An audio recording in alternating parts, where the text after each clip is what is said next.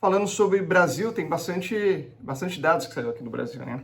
O Brasil essa semana foi bastante movimentada, né? Agora que começou o ano, tá chegando bastante coisa. A gente tem três destaques aí de Brasil hoje, bem rápidos, para situar aqui vocês e todo mundo nos indicadores recentes aí de Brasil, que são, saiu o indicador do PIB do ano passado, né? O Brasil cresceu 2,9%, né? Foi até bem surpreendente frente ao que se esperava do ano, frente ao que o mercado mesmo apostou no primeiro semestre, acho que inteiro, estava bem pessimista com o novo governo. Depois do segundo semestre, esse medo ou esse receio se dissipou um pouco, né? E no terceiro e quarto trimestres, o PIB ficou bem estável, mas ele se manteve ali no 2,9%. O agro, né, como sempre, puxou o PIB bastante, né? O agro cresceu 15% ano passado. E, infelizmente, não deve ser essa perspectiva para esse ano, né? O agro está sofrendo bastante, a gente já está vendo um pouco de desabastecimento, os caminhões estão chegando com menos soja nos silos e nos estoques, não só chega com menos soja, mas chega bem menos caminhão, né? Eu li hoje recentemente uma matéria dizendo que locais que tinham fila de espera para descarregar caminhão de 2, 3 dias, então o caminhão está chegando e está descarregando direto. Então isso é um pouco preocupante, né? A produção deve cair um pouco, não vai cair muito, né? Mas deve cair um pouco. Mas o setor agro está bem preocupado com isso. Em segundo lugar, pode falar. Isso seria bom se acontecesse porque estamos melhorando a produtividade. Não é o caso, não é que a nossa infraestrutura melhorou. É porque realmente está com uma demanda bem menor. Realmente está faltando. Em segundo lugar, a gente teve um superávit primário de 79 bi em janeiro, né? A gente ressaltou bastante semana passada o aumento recorde da arrecadação de janeiro, né? Foi a maior arrecadação mensal desde 95. E a gente comentou, bom, vamos esperar sair os dados do gasto para ver se não foi maior, né? Porque senão não adianta nada. E adiantou, né? A gente teve 79 bi de superávit, né? Ou seja, os gastos ficaram abaixo da arrecadação, mas as despesas continuam crescendo acima da inflação, né? Então a gente continua gastando mais do que a inflação cresce. É um aumento real de gastos, um aumento real de despesas. Isso não é uma exceção. O Brasil, desde que começou o real, e a gente vai falar bastante do real hoje, a gente tem gastos acima da inflação desde sempre, né? Não é esse governo, é o Estado brasileiro, né? Que tem o Estado aliado ao governo brasileiro, talvez a Constituição, tudo ali. A gente é uma sociedade que pede mais gastos, né? A gente elege quem gosta de gastos e eles gastam bastante e gastam acima da inflação historicamente. Por último, a gente tem a inflação ao produtor em janeiro. Esse é um dado importante, né? A gente semana passada falou da diferença entre GPM e PCA. A gente não vai falar, não é IGPM isso, né? É o índice de inflação só do produtor. E esse índice caiu em janeiro 0,31 e acumulou nos últimos 12 meses uma queda de 5,56, ou seja, o que custava 100 agora custa menos 5,56 para o produtor. Né? A gente fez essa diferenciação. Como que esse repasse é feito? Ele pode ser feito de duas formas. Ou o preço cai para o consumidor final, não necessariamente nessa mesma proporção, mas é uma pressão menor na ponta para o consumidor, ou os produtores resolvem aumentar a margem, pois isso pode acontecer também. Mas como a gente tem na maioria dos setores do Brasil, na maioria não, mas em grande parte dos setores do Brasil, a gente tem um pouco de concorrência, né? Você não pode aumentar tanto a margem assim, com o risco de não conseguir vender seu produto. Então, essa inflação ao produtor deve chegar na ponta um pouquinho menor, e a projeção do IPCA para o fim do ano ainda está em 3,5%. A gente está agora com 4,70%, se eu não me engano, por aí, que é o teto da meta. 3,50 não é a meta, né? Acho que é 3. É 3,25. 3,25. Então a gente vai chegar muito próximo da meta.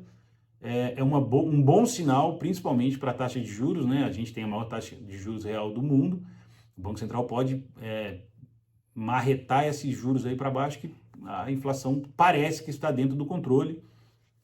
A gente teve um superávit, é um bom sinal. O PIB foi alto, também é um bom sinal, apesar de tudo, né?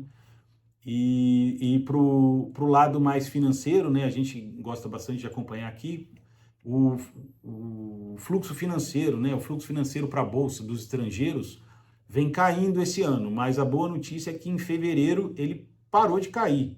Ele continua caindo, mas parou de cair mais, né? Ele está caindo agora mais retilíneo e a gente espera que ele volte a cair menos até voltar lá para a taxa zero e no terreno positivo, provavelmente não, esperançosamente, repetindo o ano passado, né, que primeiro semestre teve um pouco de dificuldade, mas no segundo semestre o dinheiro entrou. Acho que isso pode acontecer, principalmente se as taxas de juros caírem realmente como a gente espera no resto do mundo, beneficiando bastante a Bolsa, né? A gente sabe que o múltiplo, né, a taxa de desconto que a gente usa para calcular o valor das empresas depende muito das taxas de juros, e se essas taxas caindo, diminui o múltiplo, o preço pode subir mais, né, tem mais espaço ali para subir. E o último dado é do PNAD, né, que veio com o mercado de trabalho um pouco aquecido ainda, né? Então a gente tem, é uma boa conjunção. O mercado fica aquecido, o mercado de trabalho fica aquecido com queda de inflação. Talvez seja o melhor dos mundos aí para puxar um pouco a taxa de juros para baixo, aos pouquinhos, para a gente ver. Quer comentar um pouco de Bolsa? Aproveitando essa fala sobre o fluxo, foi aquilo que a gente estava falando sobre os juros, né? Então, o que está segurando hoje o mercado para voltar a ter fluxo é porque a taxa de juros para a renda fixa está muito alta.